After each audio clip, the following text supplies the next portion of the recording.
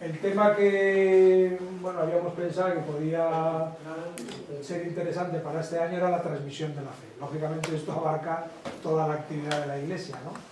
Pero nos pareció que había dos temas que a los sacerdotes nos afecta muy directamente, ¿no? Y además, uno, que es un medio de transmisión de la fe, que es la predicación, y concretamente la homilía. Posiblemente sea el medio más inmediato, directo y eficaz. Por eso hemos invitado a don Felipe, experto en estas cuestiones, y que creo que nos va a transmitir, pues bueno, su experiencia.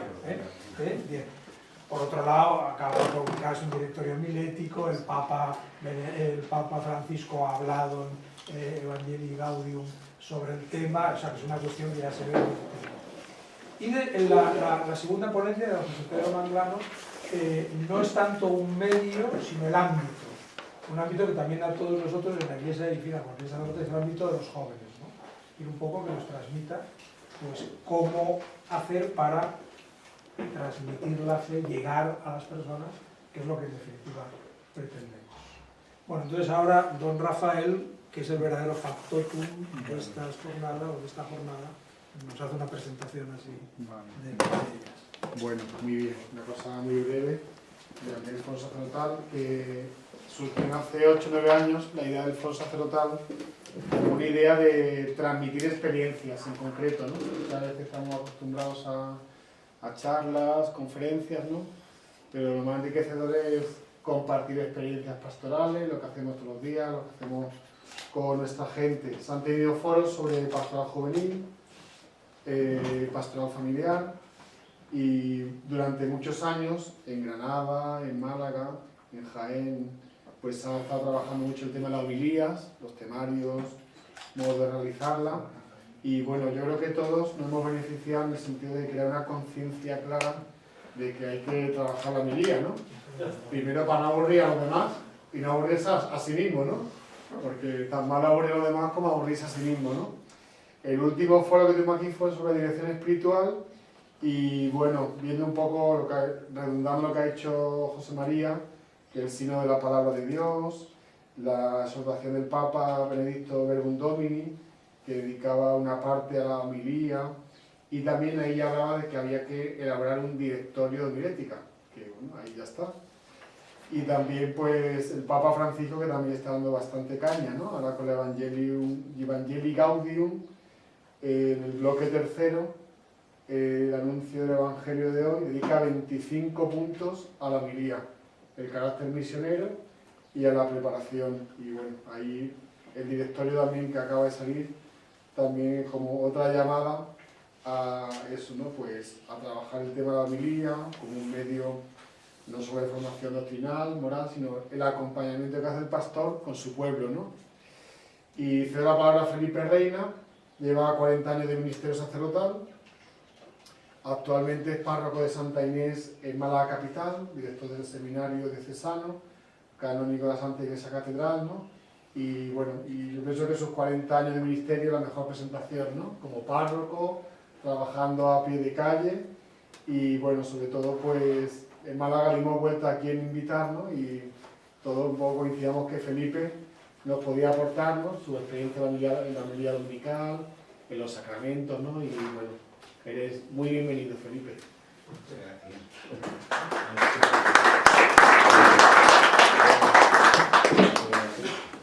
Cuando Rafa me invitó, ya le digo, bueno, yo lo que voy a contar es mi experiencia, ya mis 40 años de cura, bueno, y ya os podéis imaginar cuando yo, a mí me tocó toda la década de los, me ordené en el 74, pues podéis recordar, no había ningún manual de nada, estaba el código, no había código, los manuales no había tales, todo era una época de cambio, la reforma litúrgica estaba empezando, no habían salido los libros. Os cuento como anécdota, cuando me ordené de diácono, me ordenó Monseñor Cirarda, y después en el esculturino último para ser cura, pues me preguntó, bueno Felipe, ¿cómo te va la liturgia de la hora? Y digo, pues lo voy a ser muy sincero, pues no la rezo. Pero hombre, ¿cómo no reza la liturgia de la hora? Si en el diaconado te comprometiste digo, pues no la rezo, además no tengo el Jorge María. O sea, era la transición. Y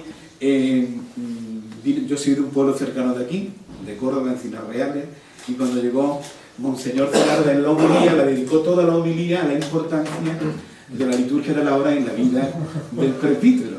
Y al terminar me llegó una sorpresa con un paquetito. Dice, mira Felipe, mis regalos de... Y todavía no había salido en castellano, pero sí que estaba en México. No sé si lo recordáis, eran unos folletitos que se iban incorporando y entonces don José María pues me lo regaló.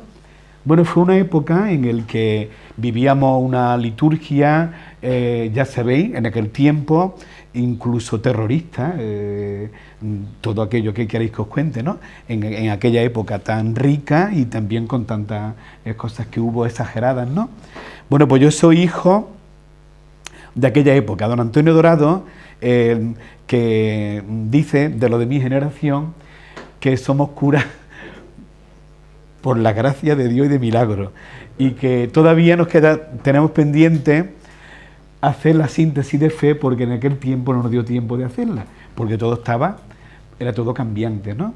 Bueno, yo la verdad estoy muy contento de soy hijo de aquella época, con todos los riesgos, con todo lo que aprendimos y con todo lo que se sufrió, pero muy bien. Y entonces, bueno, pues a lo largo de mi vida como sacerdote, pues yo me encontré, el tema de la liturgia siempre me preocupó, y solía asistir a los cursos que el Centro de Pastoral Litúrgica de Barcelona ofrecía, ¿no? Fui muchos años, y allí hubo dos grandes liturgistas que me marcaron y me ayudaron mucho. Ya los dos han muerto. Uno el padre Ardazábal, gran liturgista, y el otro el padre Jesús Castellano, también otro gran liturgista, los cuales me hicieron descubrir la importancia de la celebración en la vida de un presbítero y cómo la santificación del presbítero pues está en la celebración, y lo que marca nuestra vida y nuestra santificación es la liturgia de la hora y la celebración de los misterios del Señor, y ahí es donde está nuestra identidad. Y dentro de esa identidad, lógicamente es muy importante pues la predicación. Entonces yo es un pequeño esquemita, pero que me podéis cortar cuando queráis, me podéis preguntar cuando queráis, y más o menos lo que quería. Cuando vi, decía el Rafa y Juan, movemos los corazones, y yo creo que decía, bueno, la homilía mueve el corazón del que predica, porque si no mueve el corazón, el Papa va a hablar, hiere, dice la palabra, tiene que herir el corazón del que predica. La palabra hiere, la palabra es esa palabra que una espada que llega hasta el tuétano, que te hace responder esa palabra. Y yo me preguntaba, la primera pregunta, bueno, a mí personalmente, la palabra del Señor de cada domingo me mueve, me transforma, me cambia en mi vida, y ya sabéis que todo lo que hay en torno a nuestra homilía, un criterio para ver si nuestra homilía va bien es ver los movimientos de los bancos, ¿no? Es lo que decimos, ¿no? Si ahí va habiendo mucho movimiento, pues lógicamente algo está ocurriendo, ¿no? En la asamblea, ¿no? Y perfectamente uno, o yo por lo menos, y creo que todos nos damos cuenta perfectamente cuando estamos conectando con la asamblea y hay algo que te dice tienes que terminar, o no estás conectando, claramente, ¿no? O yo por lo menos lo percibo, ¿no? Entonces, pues yo lo que quiero hablaros, como hemos tenido la suerte de tener dos documentos muy ricos, pues en un primer momento, ¿qué me han sugerido a mí estos textos? Tanto el directorio como el texto del Evangelio Gaudium y también un trabajo que ha hecho un sacerdote de Málaga, el profesor de homilética del seminario, don Lorenzo Orellana. En Vida Nueva ha escrito un pliego que lo han publicado y que está muy bien, recoge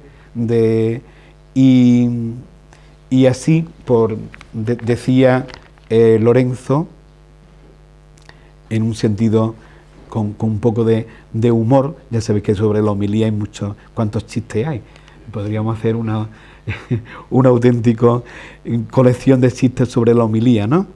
Dice, Vargas dice estos ejemplos: es un auténtico milagro que la Iglesia sobreviva a los millones de pésimas homilías de cada domingo. ¿Sabéis quién dijo esto? El cardenal Ratzinger. Dijo estas palabras. Y también dice que se decía 30.000 sermones cada domingo en la iglesia de Francia, y sin embargo Francia no ha perdido aún la fe. Decía otro. Y otra también de un cardenal que decía lo siguiente: la Iglesia ha colocado el credo después de la homilía para invitarnos a creer a pesar de lo que hemos oído. Señalaba estas tres frases con un poco sentido del humor, pero que creo que la paciencia del pueblo de Dios, pues la verdad, y son muy buenos, aunque la verdad, yo creo que si somos un poco avispados, nos mandan mensajitos de que le ha parecido la homilía. Y si yo algunas veces me coloco al final de la iglesia, porque en mi iglesia hay una ventaja: la sacristía está muy bien colocada, está colocada al comienzo, ¿no? Y la gente se suele esperar que tú llegues a la sacristía. Y entonces de vez en cuando me pongo saludo y allí pues te hacen, como es lógico, los comentarios, los positivos y los negativos. Y todos nos damos cuenta, ¿no? Creo que, como dice el directorio, la homilía no hace sufrir a los sacerdotes y hace sufrir al pueblo cristiano. ¿Y cuánta gente sufre? Y sufre por homilías mal preparadas, que no están vinculadas en nada a la celebración, ni son respuesta a la palabra del Señor. Y también nosotros pues sufrimos. Yo quiero hablaros de mi experiencia en la homilía en tres aspectos: en la homilía dominical, que es la más importante, en la homilía diaria, que yo suelo hacerlo, y también lo que más sufro, no sé si vosotros, la homilía en las celebraciones de los sacramentos, sobre todo en el sacramento del matrimonio y en el sacramento del bautismo. Si os parece, después lo podríamos comentar ya lo que hacemos. Yo puedo contar lo que yo hago, porque ya gracias a Dios, y en esto tenemos que darle muchas gracias. Me traía este libro, sabéis que hay tres instituciones, una que yo creo que cada cura teníamos que leer cada año, o yo por lo menos lo hago. Cada año intento leer la institución sobre el misal para ver cómo voy celebrando, ¿no? Como una guía. Otra, lo hago siempre cuando llega el Adviento, la institución sobre la liturgia de la hora, y una muy desconocida que es la ordenación general del leccionario, que es una auténtica joya y que da la pista de por qué la Iglesia ha cogido estos textos y estos no, y qué intención tiene. Yo os recomiendo de verdad de leerlo. Es lo que a mí más me ha ayudado para descubrir el porqué de la distribución de las lecturas dominicales, el porqué del tiempo ordinario, el mensaje. Y ahora en el directorio hay algo muy interesante que lo he estado ojeando: cómo hacer compaginar la lectura del Antiguo Testamento con los evangelios, y lo que es más difícil siempre es la homilía, cómo pasamos después de la palabra al misterio, a la celebración, ese paso que tanto trabajo pues nos puede costar a todos. Pero yo animo a que, y puede ser para el leer, sobre todo la ordenación de la lectura. ¿Por qué están así ordenadas? Vosotros sabéis que alguna iglesia no católica han escogido este modelo y lo han calcado. Creo que la iglesia luterana y alguna iglesia más, de lo bien hecho que está. Es una riqueza. Cuando yo hablo a los seminaristas, y que muchos ya no conocieron nada de la anterior reforma, ellos añoran, algunos añoran mucho el rito extraordinario porque no lo conocieron, y entonces ellos no saben, por ejemplo, digo, mira, antes había un misal y en el misal estaba todo. Pero ¿cómo van a estar en el misal todo? Tú en un misal lo tenías todo. El misal se movía de un lado para otro, pero no, digo, mira, ahora tenemos una auténtica biblioteca, que es la gran riqueza de la Sacrosanctum Concilio, la riqueza de el leccionario. Fijaros los leccionarios que tenemos, ciclo A, B, C, para los sacramentos. Uno, que no sé si José María hablará, como tú hablabas de los jóvenes, de los niños, el leccionario de la misa con niños, con todas las posibilidades que tiene, que también es un leccionario bastante desconocido y que tendríamos que utilizarlo más para ver los ritmos.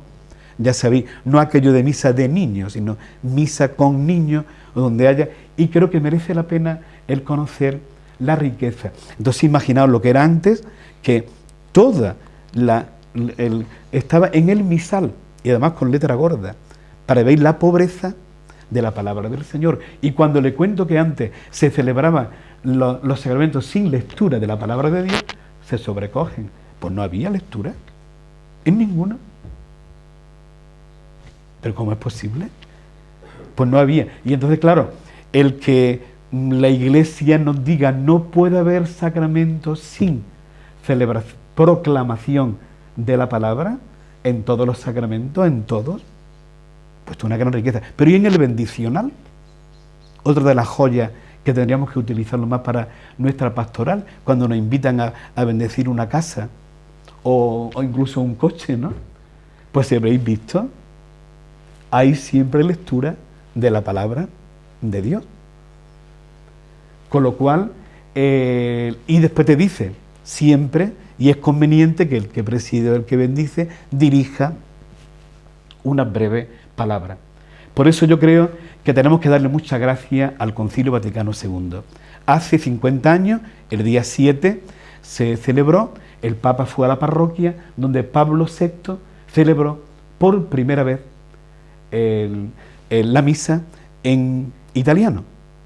Un gran acontecimiento que aquí se vivió, y no sé si sabéis que en España los sevillanos se adelantaron. Y el cardenal Bueno Monreal, un mes antes, ayudado, estando con él, creo, de auxiliar, estaba don José María Cirarda, pues celebraron por primera vez la misa, se adelantaron, no sé por qué acontecimiento, en la universidad un mes antes, y celebraron la misa en castellano. Creo que es un gran acontecimiento. Yo soy de los que pienso que, igual que Trento tanto tardó la Reforma en llegar, en la recepción, hay quien dice que todavía el Vaticano es de los 50 años, ahora estamos empezando a recepcionarlo. Y la Sacrosanctum Concilium, pues todavía estamos muy lejos. ¿Qué hay del tomo en nuestra liturgia, en nuestra oración de la hora, famoso que lo pone, mandado? Un tomo para la lectura bienal, pues ahí está dormido. Aquí en España, en otros sitios, por ejemplo, si queréis lo podéis tener en América, y es lo que venís de América, pero está, por ejemplo, todo lo que es el que sea algo para la santificación del pueblo de Dios, la oración de laudes y de vísperas como algo propio de la santificación y de la espiritualidad de todo bautizado, y a nivel comunitario. Todavía qué lejos estamos de llegar a esa meta, pero es posible. Yo también os contaré mi experiencia que yo tengo de la liturgia de la hora en mi parroquia, sobre todo en los domingos, y especialmente en los domingos por la tarde. Pienso que estamos paganizando el domingo. El domingo nos podemos cargar el domingo si seguimos reduciendo el número de Eucaristías vespertinas, y hay un peligro de convertirnos en unos funcionarios de fin de semana, y cuanto antes termine la misa del domingo más pronto me voy. Pero bueno, ¿y por qué no abrir la iglesia para rezar las segundas vísperas, con la cual acaba el domingo cristiano, o expone el Santísimo? El domingo creo que tenemos un reto muy grande.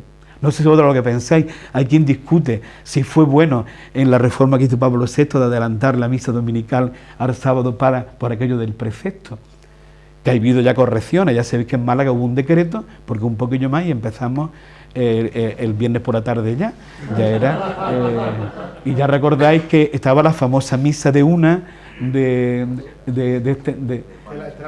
Estela Maris, que ya llegaba a las 2, y que la gente, bueno, y servirá la de 10, y servirá, y un poquillo más también creo que había en la Victoria, también había otra. A las 12 menos total, 10. ¿qué? A las 12 menos 10. A las 12 menos 10. He visto yo empezar a las 12 menos 10 para ya calcular que la consagración... Así ya llegaba o no llegaba. Total, Se había caído en una cosa que bueno, entonces claro, ya sabéis que la mañana del sábado la iglesia, ¿cómo nos podemos preparar a la Pascua semanal? Pues ¿quién mejor que nos prepara? La Virgen, Santa María en sábado, ¿no? Y bueno, y hay quien dice, ¿no hubiera sido mejor haber dicho, no, empezamos con las vísperas, como hacen nuestros hermanos orientales? Tienen las vísperas primeras, que se empieza ya el domingo cristiano, y después, ¿se ha podido debilitar entonces el domingo? ¿Sí o no? Ahí hay mucha, como esto es un tema de, lógicamente, de discusión, ¿no? Pero, sin lugar a dudas, pienso que podemos nosotros cargarnos el domingo cristiano, paganizarlo, y si se pierde el domingo, se pierde el cristianismo. Y nos la jugamos en el domingo. Y si el domingo lo convertimos en el día de celebrar 2 o 3 misas nada más, y los sacramentos, que todos han de celebrarse en domingo, vamos al dichoso fin de semana, que habría que quitar esa palabra en un cristiano, primer día de la semana, entonces en los bautismos deberían de ser los domingos.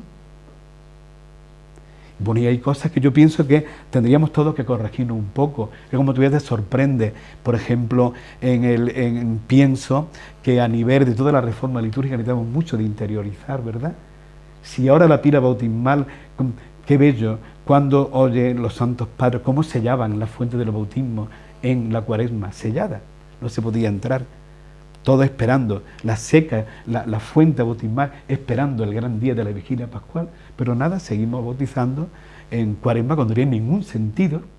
Si leéis las bodas que te dicen, hágase ver a los novios el carácter penitencial de estos días, porque los sacramentos de iniciación cristiana, el momento idóneo de celebrarlo es la Pascua y las primeras comuniones, no porque sea el mes de mayo, sino porque es el tiempo de la iniciación cristiana. Todo esto venía para deciros que pienso que estamos muy lejos todavía de llevar a cabo toda la gran reforma que nos trajo el concilio, pero sin lugar a dudas, qué alegría. Yo le decía el otro día a los seminaristas, imagináis que ahora ellos una vez al mes celebramos la misa en latín en el seminario, sabéis que está mandado que se celebre la misa en latín una vez al mes. Y bueno, y os podéis imaginar, gracias a Dios que no sabemos mucho latín, y bueno, digo, la respuesta y bueno, pero yo le decía, bueno, pues si no hubiera sido por el concilio, tendríamos los textos, tendríamos tal vez, la liturgia de la hora, tendría que rezarla en latín, y fijaros la grandeza del pueblo, lo que ha sido ese poner la palabra de Dios, el pan de la palabra, al servicio de todos. Bueno, yo creo que merece la pena dar gracias al Señor por ese gran acontecimiento y sobre todo para que sepamos hacer la auténtica recepción de otro día de la reforma litúrgica que está por hacer, donde ha habido, sin lugar a decir, ha habido muchas exageraciones, pero donde hemos ganado mucho en torno a la palabra. Y entonces yo en el directorio, bueno, os agradezco que me hayáis invitado porque ha sido la oportunidad para leerme el directorio. me lo he leído y la verdad me ha encantado. No voy a decir porque lo vais a leer. Además, los curas malagueños creo que nos lo van a regalar el día del regalo de crismal, nos van a regalar muy bien el directorio. Y entonces, bueno, pues con todos estos preámbulos, con lo que quisiera hablaros de mi experiencia. ¿Cómo preparo yo primero la homilía? Me imagino que a mí me pasa igual que a todos vosotros. Tenemos muchas cosas que hacer, y hay el riesgo, y yo uno de los temas que me confieso, cuando me confieso, pues tengo que reconocer que no le dedico todo el tiempo que debería a la preparación de la homilía. Me hago un propósito de leerla los lunes, la lectura, para empezar a calentar el corazón, ¿no? Dedicar después leer yo de los comentarios que suelo, me ayudan. Me influye mucho la colección del padre Ardazábal, que en paz descanse, ¿no? Que tiene una buena... Y también el padre Castellano, que tiene unos comentarios. Me gusta el padre Ardazábal como buen salesiano, por su pedagogía, muy claro, ¿no? Y después el padre Castellano, lo que más me gusta es la mistagogia. Él es un gran experto y lo hace bellamente, ¿no? Bueno, pues intento que cuando llega el jueves tener hecho mi esquema de homilía.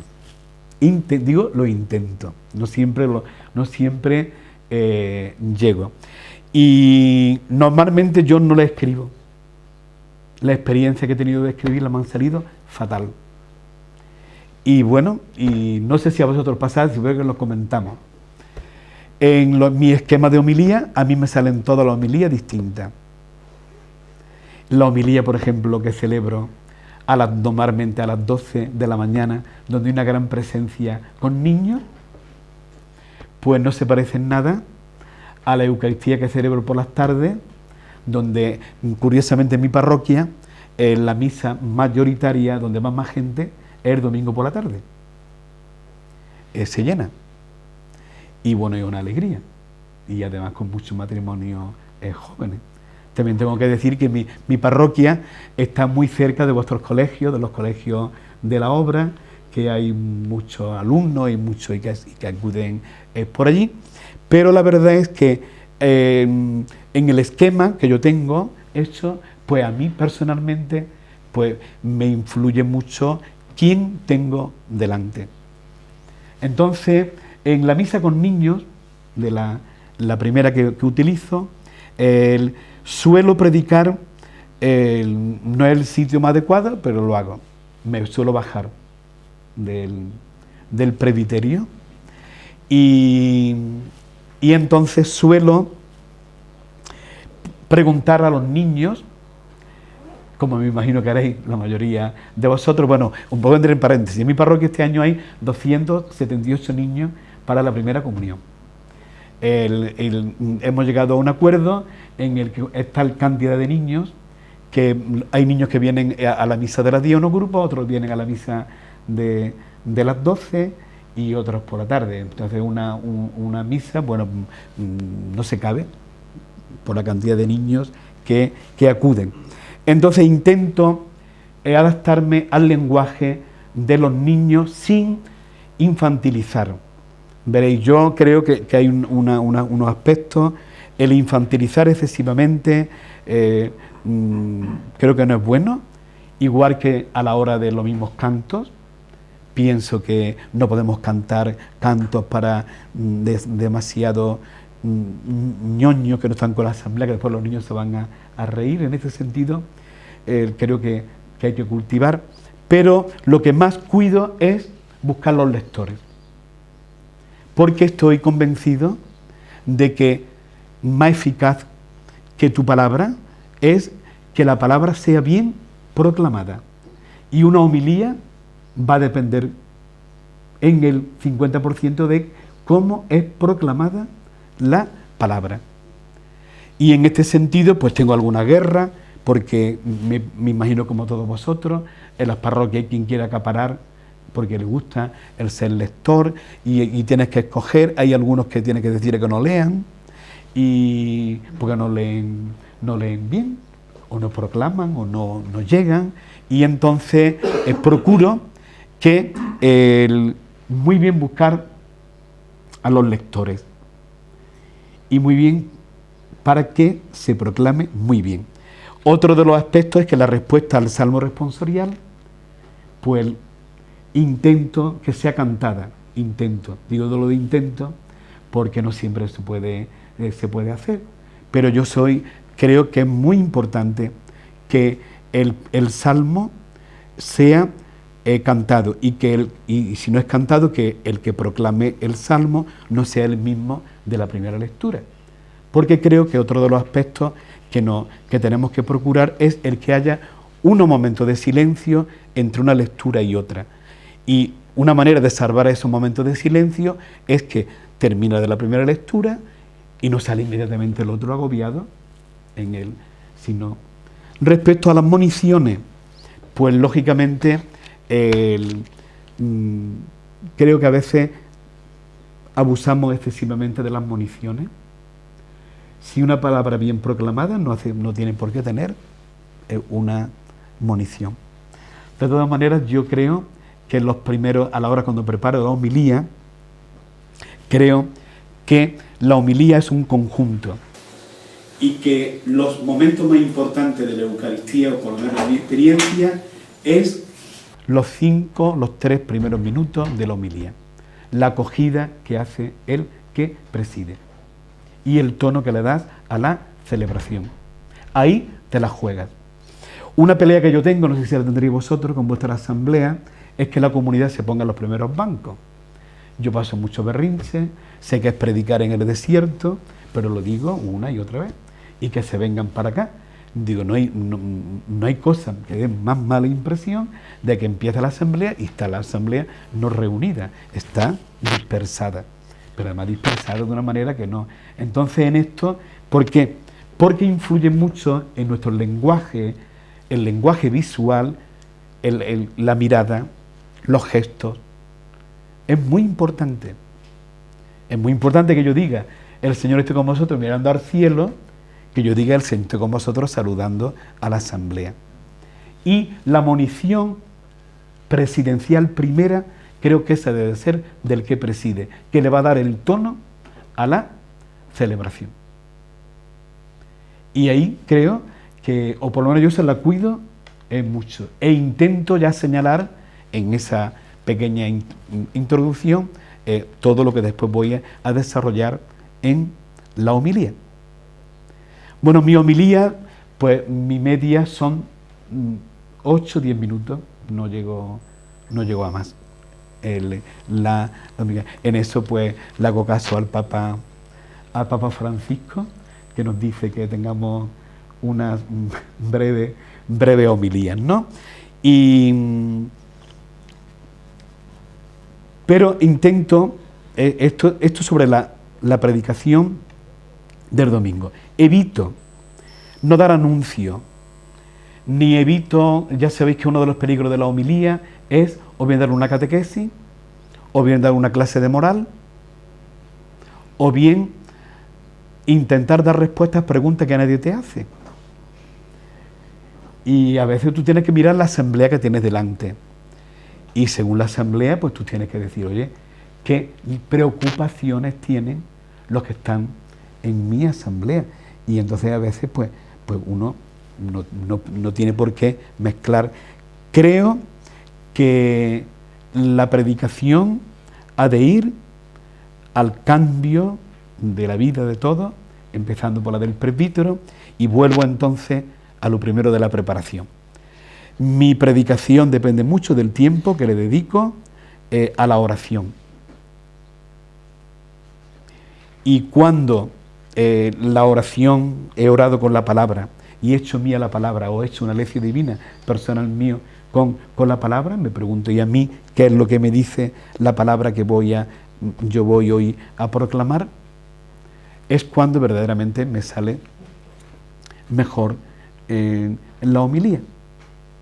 ¿Lo hago siempre? Pues no siempre. Ya sabéis que en la vida de un sacerdote pues te vienen muchos imprevistos, te vienen... Pero bien, la misa dominical para mí no es mucho problema. Tampoco para mí es problema la misa diaria. Desde hace mucho tiempo yo predico todos los días. 2 minutos, una pequeña.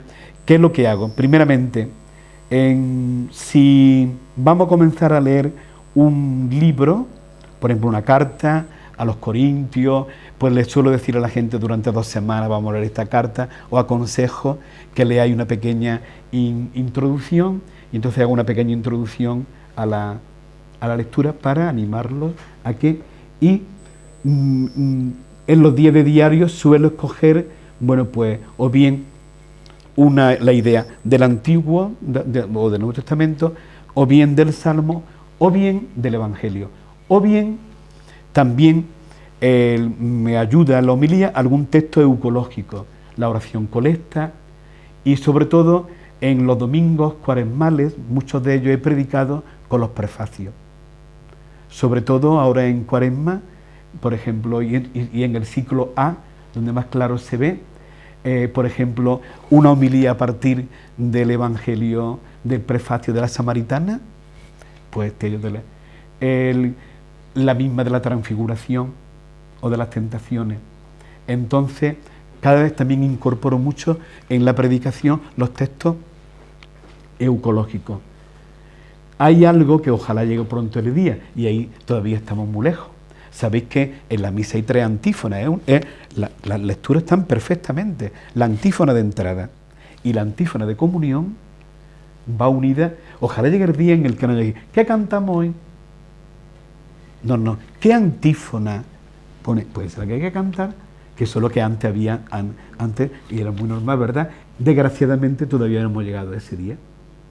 ¿Qué cantamos en la comunión? ¿Qué pone la antífona de comunión? Y nos damos cuenta de que la antífona hace una unión entre las antífonas, los textos eucológicos, la palabra de Dios, es todo un mismo tema. Pero no es hoy el tema que tratemos del tema de los cantos, porque eso, desgraciadamente, ahí hay que reconocer que es el gran tema pendiente que tenemos en nuestras celebraciones, en los cantos que cantamos, en la calidad y en todo. Creo que no hemos llegado, estamos muy lejos de lograr que el canto en la celebración es un tema pendiente que tenemos, y un canto en la celebración pues ayuda para formar la asamblea, para la comunión, Entonces también yo utilizo mucho los textos eucológicos, sobre todo los prefacios. En la misa de diario, como conozco perfectamente a los que están los que vienen, el grupito que viene, pues lógicamente ahí es más bien pues un diálogo muy, muy sencillo, cordial, ¿no? Pero ahora os quiero contar mi experiencia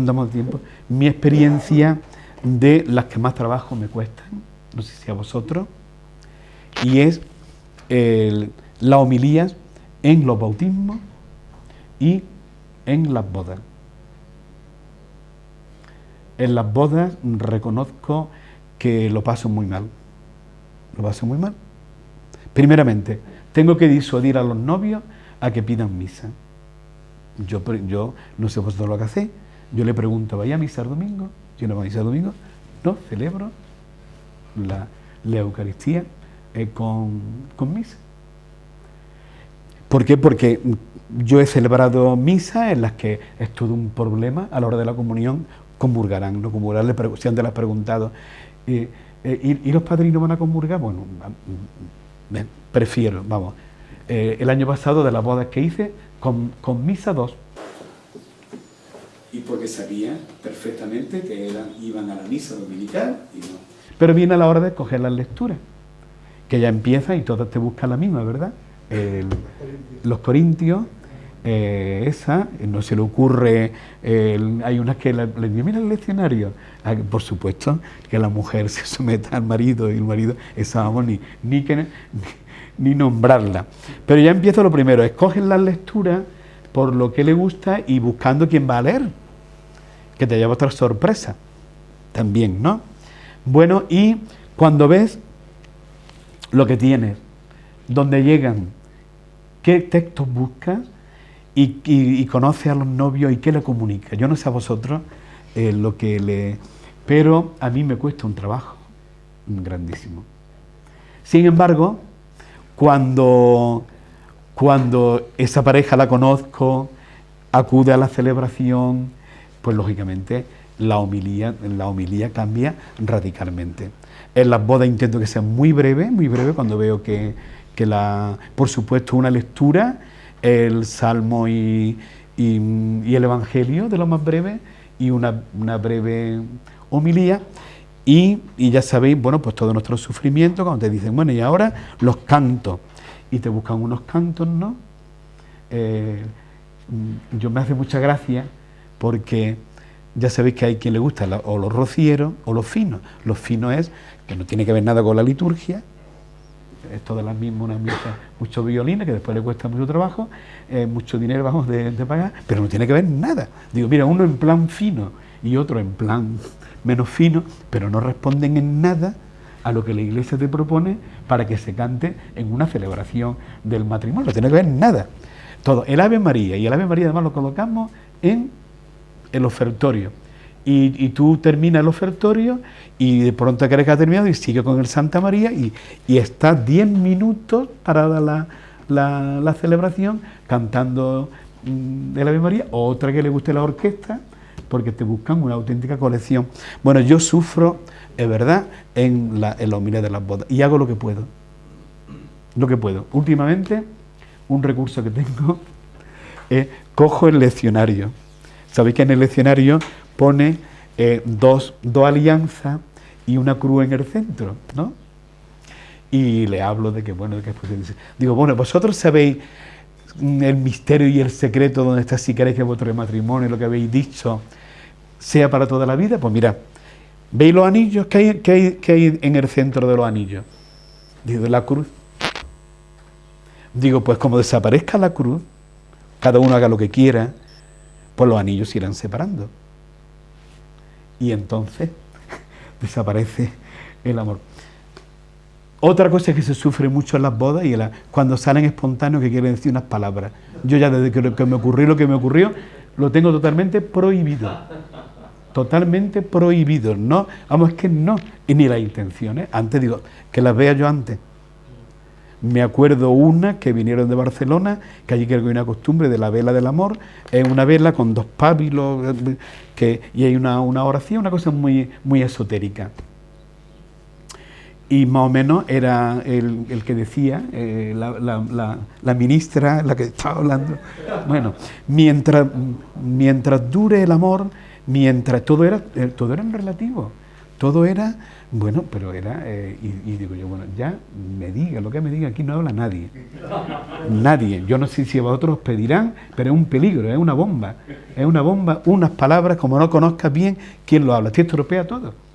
Porque te hablan, bueno, y si se pierde el amor, ya llegará otro, y tú sabes, unas cosas que tú dices, bueno, aquí estamos, ¿no?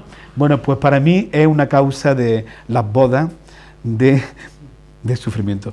Otro, digo, porque la palabra de Dios dice que hay que hablar en todos los sacramentos, ¿no? Y hay que... ¿Qué hago en los bautismos? En mi parroquia hay una media de 240 bautismos durante muchos bautismos. Ya también sabéis lo que ocurre con los bautismos. Hice una encuesta de los 4 bautismos que ofrezco, porque además es un escándalo. Normalmente la media está, de los 4, puede haber uno casado por la Iglesia, otro por el juzgado y los otros 2, nada, ni por el juzgado, ni... Esa es la realidad que tenemos. A la hora de proclamar la palabra de Dios, suelo, y ahí pues tengo también mis trucos, como todos los tendremos. Según veo cómo está la asamblea, así hago 2 lecturas o 3. Que veo que aquello no tiene arreglo, vamos, que no tiene arreglo, que por mucho que diga, leo un evangelio, procuro en todos los trucos, si veo que hay muchos niños, intento traérmelos a mi favor, le leo el evangelio, deja que los niños se acerquen a mí, de camino les invito a que se pongan allí alrededor, y bueno, intento bien, pero ahí Mi preparación, tengo ya varios esquemas y según veo el ambiente, así lo hago. ¿Que veo que el ambiente da más de sí? Pues entonces no hay problema, hago una homilía. Igual hago con los símbolos. ¿Que veo que no hay mucho ambiente? No hago como lo malo pone el ritual. El óleo de los catecúmenos lo sustituyo por la imposición de las manos. ¿Que veo que el ambiente está mejor? Le hago hasta el efetá y todo. Vamos, lo hago dependiendo de, yo no sé vosotros, pero yo cada día hago más excepciones. Y si por ejemplo viene alguien de la parroquia que vive la vida de fe, le ofrezco el bautismo en un horario distinto.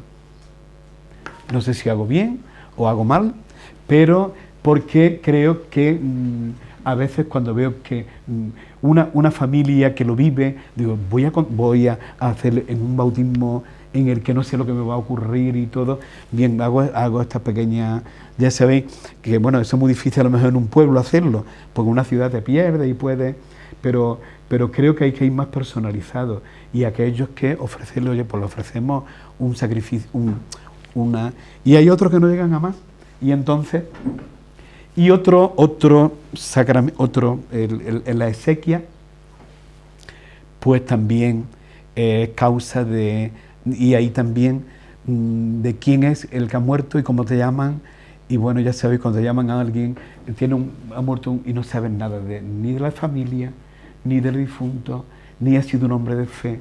Si sabes, le puede iluminar una palabra, es también un problema, y también a mí son los que más trabajo me cuestan, ¿no?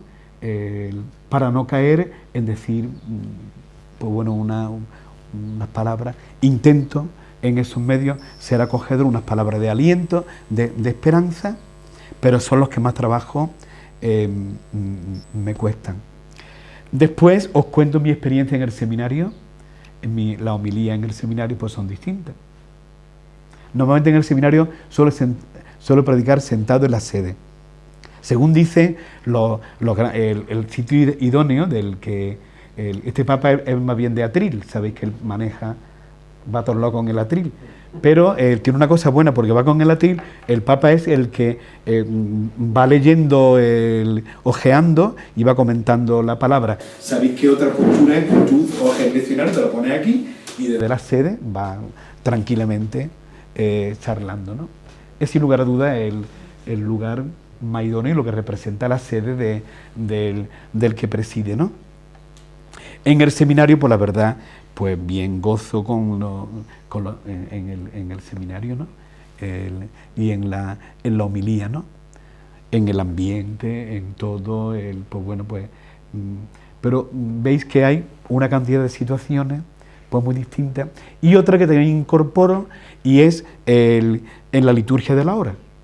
Normalmente lo suelo hacer los domingos por la tarde, en las vísperas, antes de la misa, y hay un grupito, 4 o 5, que nos reunimos, y entonces pues también hago un breve comentario de la palabra del Señor, breve, ¿no? Y bueno, por ejemplo, he tenido las charlas cuaresmales, invité a dos diáconos y a Antonio Eloy, que está allí de formador.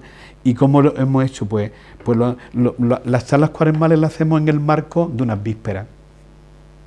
El tema era 3 encuentros con Cristo, camino hacia la Pascua, la samaritana, el ciego de nacimiento y Lázaro, pues los 3 salmos, el himno, la lectura del Evangelio, la predicación, y después todo, el Magnificat, las preces, tal, y esto desde hace tiempo lo tengo incorporado, y pues bueno, lo hago en este marco y me va pues bien, bastante bien, ¿no? En este sentido, ¿no? Bueno, pues esta es mi experiencia que yo puedo contar como mi sufrimiento, mi gozo y igual que ocurrirá a vosotros. Y entonces os daréis cuenta que hay días en el que uno conecta con la asamblea, otros días en el que yo no he conectado. Y tengo que reconocer, y con mucho lo reconozco, que no le dedico todo el tiempo que debería. y para mí la parte que más me gusta de lo del Papa y del directorio es el tiempo que el presbítero tiene que dedicar a la preparación de la homilía. Homilía que primeramente va dirigida a él, y a ser posible hacerlo desde la lección divina como preparación para la homilía. Bueno, pues si me queréis preguntar algo y mi experiencia, pues...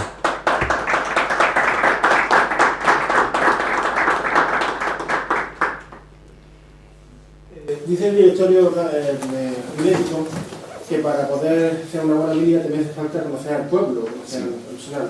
¿Usted cómo aconseja que van a tener ese conocimiento de...? Si pone una mirada contemplativa, habla a la palabra y una mirada contemplativa al pueblo.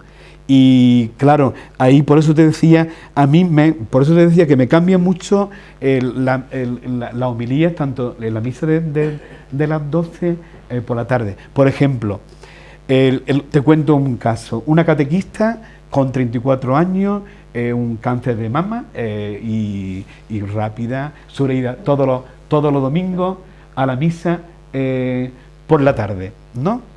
A lo que voy. Pues lógicamente tuve que dedicar una parte de la homilía, un mensaje en concreto a esa persona, ¿no? Y entonces ahí sí que yo creo que es muy importante el conocer, yo creo que el ir conociendo tu comunidad, mientras más años, yo estuve 22 años de cura en una parroquia, en la parroquia de la Amargura, y allí claro, en 22 años yo ya estaba casando a los que había bautizado más o menos, ¿no? Entonces ya, bueno, me daba conocía, bueno, ya es de esta vez de que tú ya sabes, bueno, los curas sabemos, te dice la gente, te le dice, faltaste el domingo a misa. Oye, ¿y cómo lo sabes? Y es que si todo el mundo se pone en el mismo lado. Tú vas un domingo, se ponen esto en este sitio y tú ves a alguien que ha faltado, pero se lleva una sorpresa cuando le dice que no te he visto. ¡Ay, qué ves! Y digo, claro, dice, ¿y por qué? Digo, porque después que se ponen en el mismo sitio y entonces vemos, ¿no? Entonces cuando uno conoce, puede iluminar, y para eso tiene que estar metido en la vida de tu parroquia. Por eso lo peor es cuando te invitan a celebraciones donde no conoces, por ejemplo, funerales que no saben nada de la familia ni del difunto que dice. Va a decir que era buena persona y a lo mejor era un desastre. Que hay que tener un cuidado muy grande, ¿no? Y ahí creo que sí es muy importante que tú conozcas tu comunidad. Entonces, bueno, yo lo veo, por eso te decía que te influye mucho todo, y quién está, como puede ser una palabra de una iluminación, una palabra de, creo que es conocer, estar con la gente. Pienso que es bueno el colocarse. Lo que pasa es que, ¿qué ocurre? Si te ponen el confesionario, tienes cola, ha tocado el último toque y tienes que decir a la gente que me voy a confesar, porque es que no, que la misa empieza, ¿no? Lo ideal sería eso, bueno, pues poder estar un poquito antes, saludar, que la gente te cuente algo y pueda iluminar, ¿no? Tú ves a la salida más fácil, si uno se va afuera y así ya vas conociendo, pero creo que sí, todo lo que sea conocer y también tener en cuenta lo que está ocurriendo en el mundo. Hay quien decía, la homilía tiene que prepararla con el periódico, ¿no? Es decir, estar enterándote de lo que ocurre, iluminar las realidades de nuestro mundo, por supuesto, ¿no? Que hay también que tenerlo, ¿no? Si ocurre un acontecimiento en el barrio o en la ciudad, pues tiene que tener una palabra de iluminación, ¿no? En esto, bueno, experiencia de uno. Dice el directorio que no es bueno que contemos, pero yo creo que sí es bueno de vez en cuando contar tu experiencia, hablar lo que para ti, yo no lo veo mal, siempre que no sea un hablar de ti, ¿no? El protagonista es el Señor, ¿no? Y su palabra, ¿no? Pero creo que en esto, pues, a los nuevos curas, bueno, en el seminario yo creo que le intentamos enseñar cosas buenas, después hace lo que pueden, ¿no? Pero a veces uno, cuando después llegan las primeras misas, dice, esto no se lo ha enseñado el profesor de homilética. No es decir que hay también, bueno, es comprensible una primera misa, ¿no? Pero creo que sí que el estar pendiente Después la mirada. Yo creo que la mirada, el hoy, la homilía emblemática, hoy se cumple la escritura que acabáis de escuchar en Lucas, ¿no? Que es el Evangelio del hoy. Hoy estarás conmigo en el paraíso. Hoy ha entrado la salvación en esta casa. Ese hoy, la homilía, lo que tenemos que ver que se cumple y que es lo que el Papa acentúa mucho. Yo creo que no tenemos que tener una falsa humildad. Lo hacemos en persona del Señor y es cuasi habla de la sacramentalidad de la homilía, ¿no? Es la palabra que ya es sacramento, que se prolonga y tú lo que haces es ayudar en ese diálogo entre Dios y el pueblo. Y tú eres el que ayuda en ese diálogo, ¿no? Y bueno, y el Señor ha querido buscar a nosotros con todos nuestros pecados y nuestras limitaciones, pero esto lo experimentamos ahí y todavía más lo experimentamos en el sacramento de la reconciliación, ¿no? También, aunque no ha salido, creo que estamos muy lejos, también tendríamos que examinarnos todos cuando en el sacramento de la reconciliación hasta qué punto incorporamos la palabra de Dios, que se ve que está mandado, si leemos cómo incorporo alguna frase de la palabra del Señor, siempre la palabra, ¿no? Es lo que nos dice el concilio, en todo, en una bendición, en todo la palabra del Señor. Y si es posible, esa breve homilía, ¿no? Bueno, pues esa es mi experiencia. Una reflexión, una cosa así personal que por si sirve, aunque es una cosa que quizá no podemos hacer siempre, ¿no? Pero yo recuerdo hace unos meses ayudando a un sacerdote que llegó nuevo a una parroquia, porque claro, a veces los sacerdotes estamos solos en una parroquia, entonces tú predicas, como has dicho al principio, te oye el pueblo, ¿no? La gente, y entonces luego te dicen pues, las horas buenas, las horas malas, pero no te oyen curas. Entonces, te oye el pueblo, ¿verdad? Bueno, no te oye otro cura que es también un sujeto paciente que va a hacer lo mismo que tú, ¿no? Entonces a veces que te oigo un sacerdote una homilía, pero a veces también ayuda. Y a mí me pasó que durante unos meses un sacerdote fue un pueblo nuevo que estaba, pues, bueno, necesitaba revitalizar un poquitito el pueblo y tal, entonces la gente no se confesaba, etcétera, desde hacía mucho tiempo. Y entonces le estuve ayudando en la misa dominical de por la tarde, precisamente, que yo ya había celebrado mis Eucaristías por la mañana, pues me acercaba a su pueblo, entonces una vez celebraba él, otra vez celebraba yo, y el otro confesaba, ¿no? Durante la celebración, que no siempre es posible, digo, porque estamos solos, ¿no? Pero bueno, pero claro, entonces oías la homilía, mientras confesabas, oías la homilía del otro. Entonces me hizo gracia porque nos ayudábamos un poco mutuamente, ¿no? Entonces, además de escuchar al otro, al pueblo que te decía que tal había ido, lo que sea, pues él me preguntaba a mí y yo le preguntaba, oye, ¿qué tal la homilía? No sé qué tal. Y la verdad es que nos ayudábamos un poco y pienso que si alguna vez, en alguna ocasión, o casi nunca es posible, ¿no? Pero en alguna ocasión tenemos la oportunidad de ayudar a un hermano sacerdote, ¿no? Lo dice el Papa, la reunión de curas y diáconos y para preparar la homilía y eso es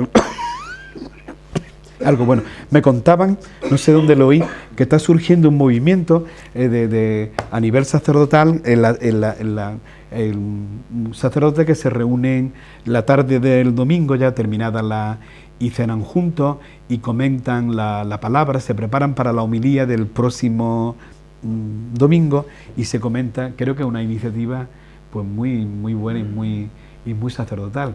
Y creo que está teniendo el llenar el día domingo, que es un día muy sacerdotal, terminarlo con compañeros, rezar juntos, revisar, programar la homilía como una idea muy interesante, ¿no? Y el Papa ahí lo señala, ¿no? El reunirnos para preparar la homilía y es muy importante. Y en esto ahora ya hablará José María más para la gente joven. Allí en Málaga hemos tenido ahora, en Infancia y Juventud, han ofrecido a los niños durante la Cuaresma, no sé si os ha llegado, unos materiales sugestivos, ¿no? Era trabajar el corazón, yo lo he utilizado con los niños en un momento y bien, una respuesta.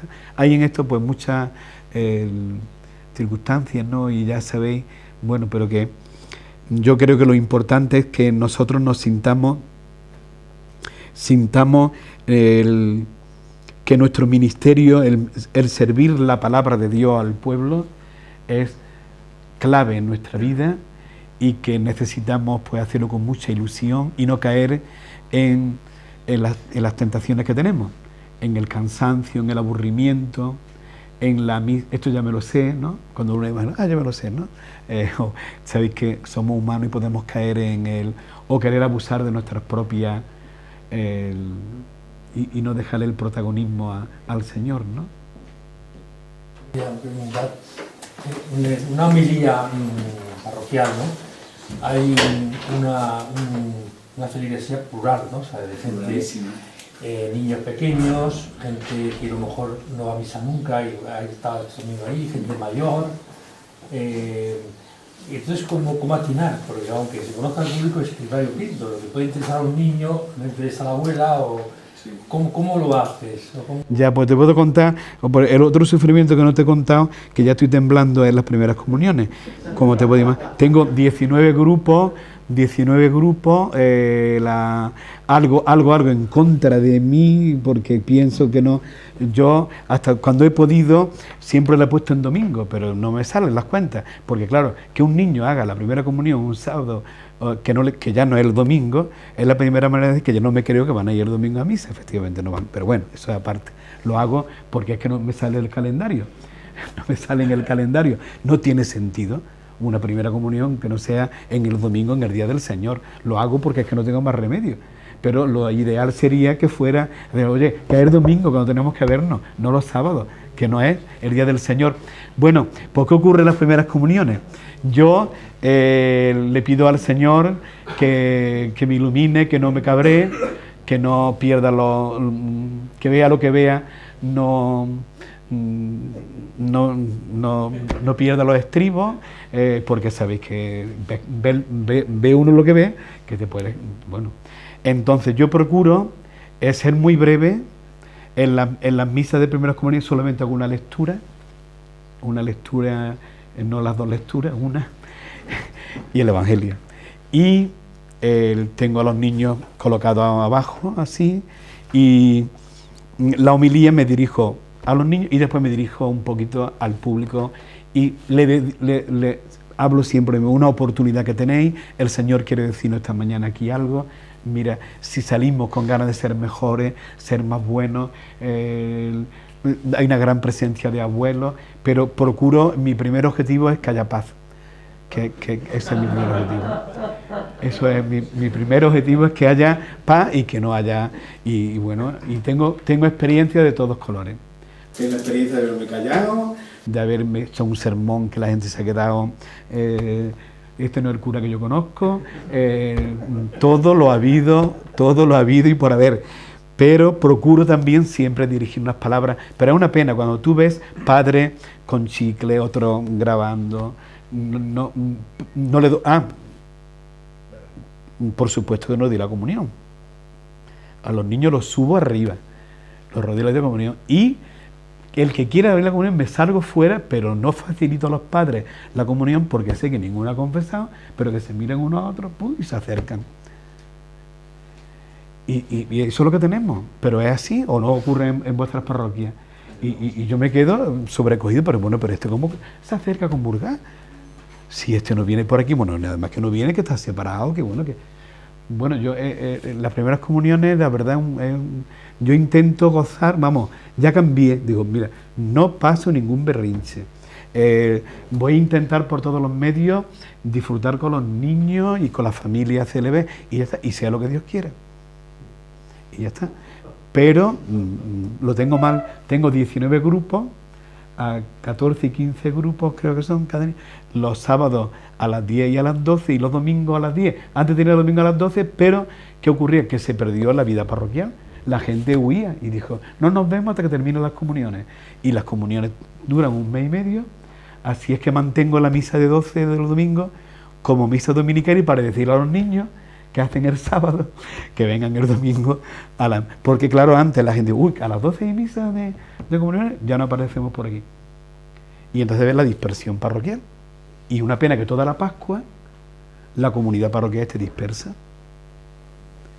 Y Pero bueno, esos son otros de los sufrimientos que me imagino que todos, más o menos, ¿verdad? Lo tenemos, es todo un problema, es un problema los cantos, un problema, todo es un lío y ojalá esto lo... Pero vamos, intento hacerlo de la mejor manera. En tomar la comunión, en el bautismo y la confirmación a los pocos meses de nacer. Se quitaban todas las tonterías, en la iniciación Pues cristiana. sí, de suyo. Don Jesús, ¿sabe? En mi diócesis, ahora es el bautismo, confirmación y la Eucaristía. ¿Cómo hacerlo? Tenemos un gran reto, nos hace sufrir a todos, vemos lo que esto va a decir, pero yo qué sé, yo también confío que el Espíritu Hasta Santo... los miedos en la homilía, se quitarían todos los miedos de la homilía, porque sería desde el principio, ¿no? Como solamente caramelito, o como recompensa a un proceso, no sé, pienso que... Pues sí, yo creo que este es un tema que es muy de... que nos hace sufrir. Yo creo que de las cosas que más a los curas nos hace sufrir son estas cosas, ¿no? Quisiéramos y bueno, y tenemos lo que tenemos, ¿no? Muy bien. Una pregunta. Pues nada. Podemos rezar el Evangelio.